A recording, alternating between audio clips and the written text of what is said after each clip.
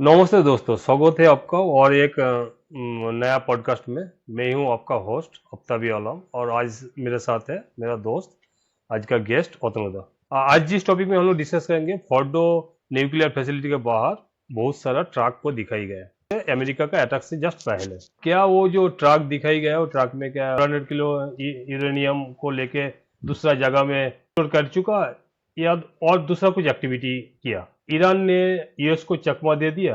आपको क्या लग रहा है तुम्हारा?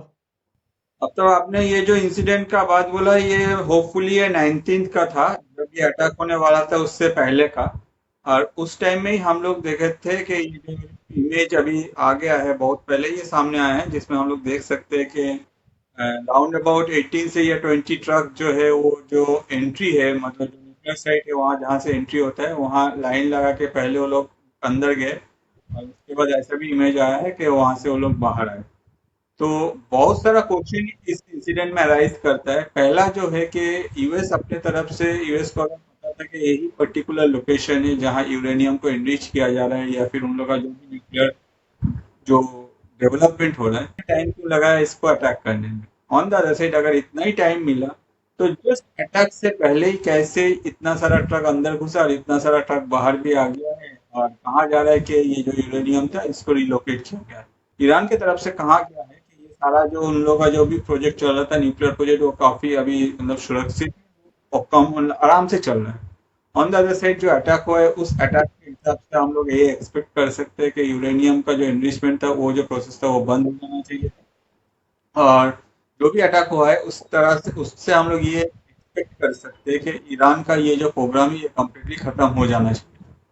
ऑन द अदर साइड, क्या ये यूएस को पता नहीं था कि अगर ऐसा कुछ अटैक होने वाला है तो उससे पहले ही ईरान जो है वो अपना जो ये यूरेनियम है इसको दूसरा लोकेशन में रिस्टोर करेगा? और ये बात तो ईरान को भी पता है कि यूएस का जो इंटेलिजेंस है वो हमेशा बैठ के अपने तरफ से पर्टिकुलर जो एरिया में मेजर इश्यूज है, वहाँ का जो लोकेशन है, उन लोग का जो सैटेलाइट पिक्चर, वो हमेशा अपनी तरफ से देख, सारा इंटेलिजेंस ये जो है ये यूएस के पास है। जैसे हम लोग पहले ही बोले कि इसराइल का कहना था कि ईरान का जो भी एयर स्पेस है वो हम लोग के कब्जे में है।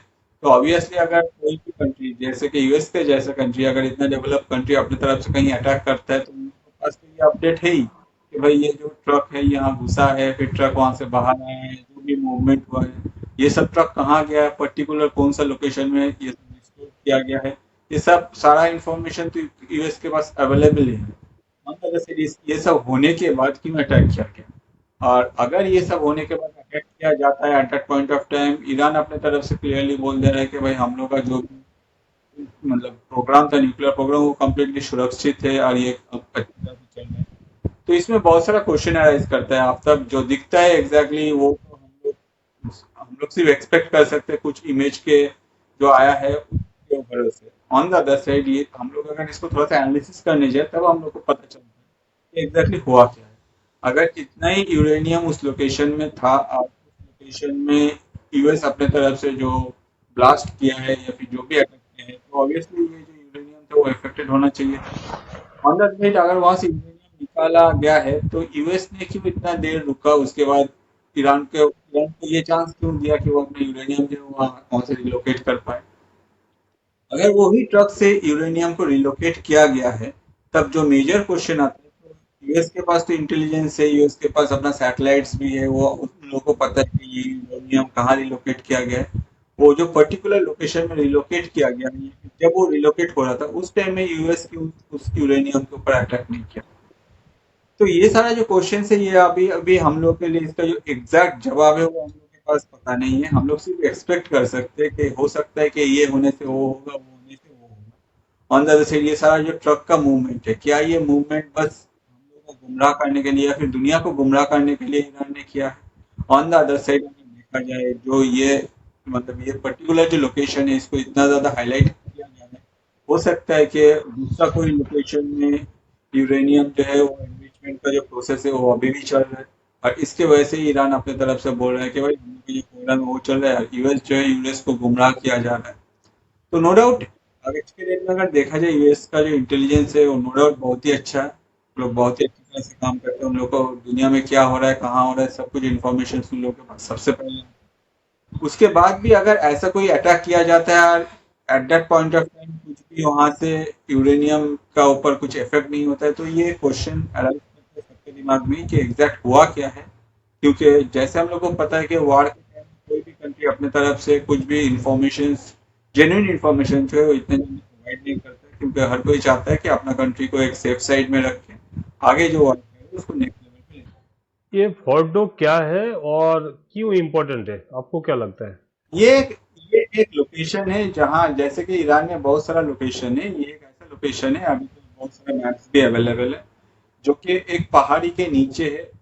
और वहाँ क्या कर रहा है ईरान, वहाँ अपनी तरफ से जो भी उन लोग का न्यूक्लियर प्रोग्राम है और जो यूरेनियम को एनरिच करना पड़ता है, जो एनरिचमेंट है, वो जो प्रोसेस है वो वहाँ किया जाए। ये कहना है, एग्जैक्टली क्या है ये तो हम लोग को किसी को पता नहीं। ऑन द हो सकता है हम्म, कि ये लोकेशन को हाईलाइट करके ईरान अपने तरफ से किसी और दूसरे लोकेशन में यही सेम काम कर रहा है।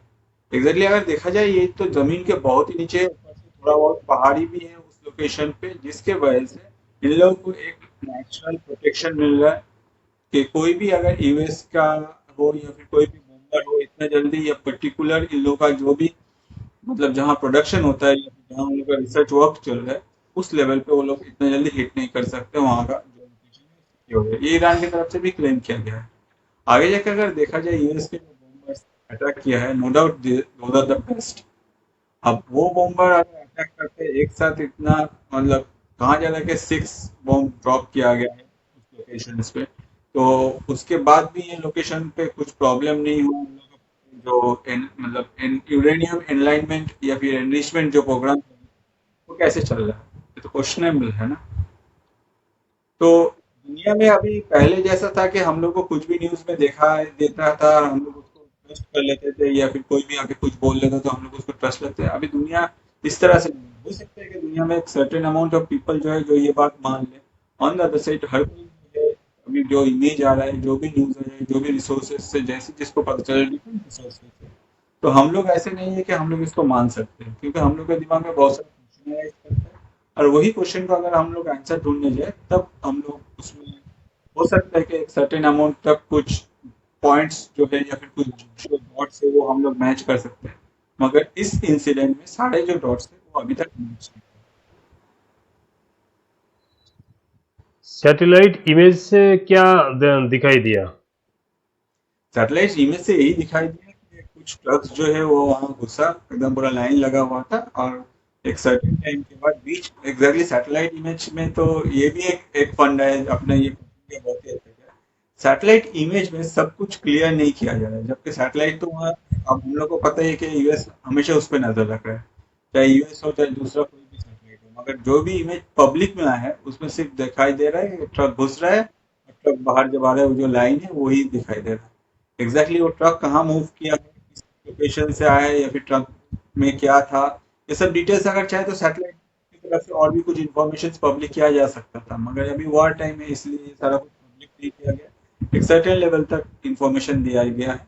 ऑन द से इसके बाद भी दिखाई दिया कि जो वो एंट्री पॉइंट है वहाँ अटैक किया गया है, तो ये सारा इन्फॉर्मेशन, ये सारा पिक्चर पब्लिक हुआ है। बाकी जो पूरा कहानी है एग्जैक्टली क्या है, ये टीजर लॉन्च हुआ है। पूरा जो कहानी है हो सकता है कि हम लोग वार खत्म होने के 2-3 साल बाद कोई भी एक पर्टिकुलर मतलब जेन्युइन रिसोर्सेज से हम लोग को पता चलेगा। क्या आपको लग रहा है ईरान ने ट्रम्प को चकमा दिया? ईरान ने ट्रम्प को चकमा दिया या फिर नहीं दिया, ये क्वेश्चन का आंसर देना अभी थोड़ा मुश्किल है, मगर कुछ तो हुआ है जो पब्लिक में अभी तक पब्लिक डोमेन में अवेलेबल नहीं है एग्जैक्टली इन्फॉर्मेशन जो है। ऑब्वियसली ईरान का जो भी स्टेप है, ईरान भी बहुत पुराना खिलाड़ी है, ऐसे नहीं है कि ईरान मतलब कंट्री जो नया फॉर्म हुआ है। जैसे कि हम लोग यूक्रेन जब मतलब यूक्रेन का प्रॉब्लम हुआ तो हम लोग देख रहे थे कि यूक्रेन का जो भी मूवमेंट है वो काफी मतलब एक उसमें कुछ मैग्नीट्यूड उतना नहीं दिखाई दे रहा था जब वॉर स्टार्ट होता। ऑन द अदर साइड अगर हम लोग ईरान का मूवमेंट देखें तो ईरान का मूवमेंट से हम लोग को पता चलता है कि इन लोग का जो मूवमेंट है काफी कैलकुलेटिव है। और इसमें हम लोग एक चीज देख सकते हैं कि ईरान अपनी तरफ से जो भी स्टेप ले रहा है, भले ही वो इसराइल के अगेंस्ट में हो या फिर यूएस के अगेंस्ट में, अभी तक तो कुछ नहीं लिया, आने वाले दिनों में कुछ लेगा, जिसमें हम लोग मैच्योरिटी देख पाएंगे कंपेयर टू रशिया और यूक्रेन के वार में जो यूक्रेन परफॉर्म। अच्छा। आगे क्या एक्सपेक्ट किया जा सकता है? ये वॉर जो है ये एस्केलेट होगा, नो डाउट। ईरान अपने तरफ से कोई भी कीमत में, आज हम लोग देखेंगे खमीनी जो है वो अपने तरफ से स्टेटमेंट दिया है, खमीनी जो है वो हथियार डालने वाला नहीं है, वो अपने तरफ से नेक्स्ट स्टेप में इसको ले जाएगा। हो सकता है कि हम लोग को देखने को मिल सकता है कि ईरान जो है वो डायरेक्टली यूएस के ऊपर अटैक नहीं कर पाएंगे, क्योंकि जो डिस्टेंस है वो काफी ज्यादा है और ईरान के पास रिसोर्सेज जो है वो उस लेवल पे। ऑन द अदर साइड एक चीज हम लोग को पता है कि ईरान के नियर बाय बहुत सारा लोकेशन है डिफरेंट कंट्रीज का, जहां यूएस के जो बेसिस है वो ऑलरेडी एस्टेब्लिश। तो ये सारा बेसिस के ऊपर ऑब्वियसली ईरान अपने तरफ से अटैक करेगा। ऑन द अदर साइड इसके अलावा भी अगर देखा जाए इसराइल के ऊपर जो अटैक है वो कंटिन्यू चल रहा है। ये नेक्स्ट लेवल अभी इसराइल के ऊपर और भी अटैक करने वाला है। जैसे हम लोग को पता है कि इसराइल एक हेवी अमाउंट पे कर रहा है पर डे बेसिस, जो उन लोग का एयर डिफेंस सिस्टम है अपना कंट्री को बचाने के लिए, क्योंकि एयर डिफेंस सिस्टम 100% प्रोटेक्टिव हो नहीं पाया हम लोग को जो देखने को मिला। इसलिए हम लोग ये उम्मीद कर सकते हैं कि जब इसराइल के ऊपर अटैक और भी ज्यादा होगा, या फिर अगर यूएस कहीं भी, यूएस का जो एयरबेस है डिफरेंट लोकेशन उस कंट्री के ऊपर अगर अटैक करता है, वो जो कंट्री है वो ईरान के अगेंस्ट में स्टैंड लेगा। वो अपनी तरफ से ईरान के, यूएस के साथ मिलकर ईरान के अगेंस्ट में स्टैंड लेके ऑब्वियसली ये जो वॉर है ये नेक्स्ट लेवल पे एस्केलेट होगा। और ये जो बात, ये जो अभी भी मतलब इन लोग का जो सोच है कि भाई इसमें सीज फायर हो जाएगा या फिर ईरान ये सब मान लेगा, मुझे नहीं लगता है कि 86 ईयर्स के एज में खमीनी एक ऐसा लीडर है जो ये मानने वाला है, या फिर यूएस का कोई भी शर्त अगर मतलब खमीनी अपने तरफ से मानेगा, कंप्लीटली लड़ाई जो है नेक्स्ट लेवल पे जाएगा। आगे जाके जो क्रूड का प्राइस है उसके ऊपर भी ये इफेक्ट बहुत जल्दी हम लोग को देखने को मिलेगा। तो आफ्ताब, ये जो इंसिडेंट है इस इंसिडेंट के साथ एक मिसाइल को लिंक किया गया है जो किंजर मिसाइल्स है, तो उसका डिटेल्स आप थोड़ा सा बताइए ना, क्या है या फिर क्या डिटेल्स। हाँ तो देखिए, ये इंटरेस्टिंग बात यही है कि रसिया का किंजल मिसाइल जो हाइपरसोनिक है, वो भी इस इक्वेशन में इनडायरेक्टली हिस्सा बन गया। अच्छा, कैसे? आप पूछिएगा कैसे। ईरान ने एक मिलिट्री डील किया था जिसमें किंजल जो मिसाइल है उसका ही रेप्लिका बनाया था। बना के वो वेस्ट को तो मैसेज दिया कि हम भी टेक्निकली पीछे नहीं है, अच्छा। हम भी किसी से कम नहीं है। हम्म। कहीं ना कहीं किंजल मिसाइल भी ये वॉर में इनडायरेक्टली इंक्लूड हो चुका है। मतलब आप बोलना चाह रहे हैं कि ईरान जो अटैक कर रहे हैं इसराइल के ऊपर, at that point of time वो लोग जो टेक्नोलॉजी यूज कर रहे हैं वो रशिया का टेक्नोलॉजी के साथ उन लोगों मिलकर जो डेवलप किया है किंजर मिसाइल, उसी को यूज किया जा रहा है। उसी का रेप्लिका, हाँ वही, उसी का मतलब हाँ, है उसका रेप्लिका है, उसको यूज किया जा रहा है।